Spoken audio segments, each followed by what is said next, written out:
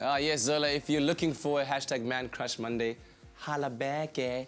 Anyway, listen, we're on the couch right now talking to Dr. Eve, and we're debunking sexual myths today, of course. Yesterday, Sunday, the 4th of September, was World Sexual Health Day. Now, the second one that we're talking about, that we asked you your opinion on the street, was this. True or false?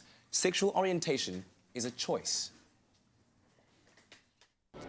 Well, I don't think sexual orientation is a choice. I think if you're born with it, then there's nothing you can do about it. So, yeah. Definitely not. Sexual orientation is not a choice. It's the way you are. It's the way you're made. Your maker made you the way you are. False. I think it's definitely something that's just part of your body and who you are. I think it's it's up to you how you choose to define it. But in terms of who you are attracted to and how you and your orientation towards different people and different genders, that it's part of who you are. I don't know. I've never had any experience about being gay or heterosexual, and whether it's a choice or not. I just have sort of gone the mainstream heterosexual way. My one friend, he says it's not a choice, so I believe him, and it's how he was born with it, and he must flourish. No, I don't think it's a choice. I think you were born with certain predisposition to it. Although you may change, but I think it's a natural. Very interesting answers on the street, indeed. And thank you so much to all of those that contributed to those questions that we asked to you. So let's just quickly take it a step back. When we speak about sexual orientation, Dr. Eve, what are we talking about? We're talking about who we feel attracted to, who we want to be in relationship with, and also how we self-identify ourselves. Yes. And this is kind of fluid, actually. There is so much pain, and I really want people to think about why we're debunking the myths around World Sexual Health Day. There's so much pain in the beliefs that do exist, the myths that exist with, for example, sexual orientation. Because then there is discrimination. And then there is, criminal activity around that, and people become criminalized. I mean, we don't have to look very far in Africa to see how many countries criminalize homosexuality, for example. It is not a choice that one wakes up and decides, this is who I am attracted to, this is who I'm in love with, this is who I want to be in relationship with, and this is how I self-identify.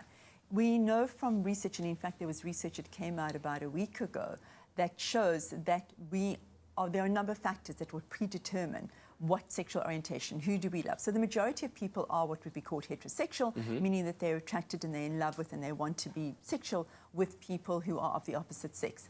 And then there are a great deal of people who feel attracted and in love with same-sex people. So where does it come from?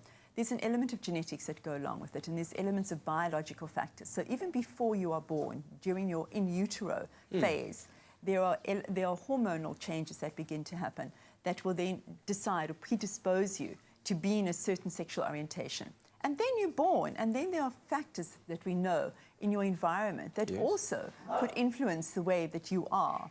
Are they culturally determined? Maybe. Maybe it's kind of cool at some times when you're a younger person to go to clubs and to be women kissing with each other. Does that mean that you're a lesbian woman? It may and it may not. So what we do know is that women's sexual orientation, who they love and who they can be sexual with, is pretty fluid, which means that it starts at one point and it can actually end up another point and then move into another point. Are you saying women specifically? Women specifically. There is evidence to show that men's sexual orientation is more fluid than we imagine. You can imagine with masculinity is that I'm a man and I'm only attracted to men and I only want to be sexual with men, but actually I'm watching a bit of gay porn as well. And actually I'm fantasizing around men. So we've got to, once again, just like with the gender, we've got to get out of these binary boxes which say, I'm only heterosexual or I am only a gay person. We're not, and we know this from research. There is fluidity. So people, the reason we're doing this today is to educate people that if you find that you are fluid in your sexual orientation, that you feel a little confused about it. I self-identify